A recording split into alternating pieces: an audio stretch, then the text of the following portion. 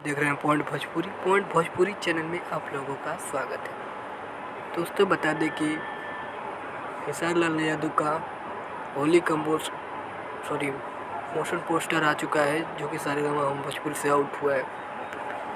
तो और ये होली का सॉन्ग परसों रिलीज हो सकता है। बहुत बढ़िया सॉन्ग है, जो कि मुर्गी आरे की धुन पे बना हुआ है। और इसमें नज़र आएंगे आपको पारुल यादव एक्ट्रेस हैं, और खेसारी लाल के साथ में गाई हैं नेहा राज ने। और बहुत ही सुपरहिट ये सॉन्ग है, तो आप लोग तैयार रहिएगा 25 तारीख को धमाल मचाने की, क्योंकि आज मोशन पोस्टर है तो कल टीजर भी आ सकता है। तो आप लोग तैयार रहिए। होली की शुरुआत हो चुका है खेसारी भैया के साथ। अपडेट था, पोस्टर कैसा लगा कमेंट बॉक्स में बताइएगा।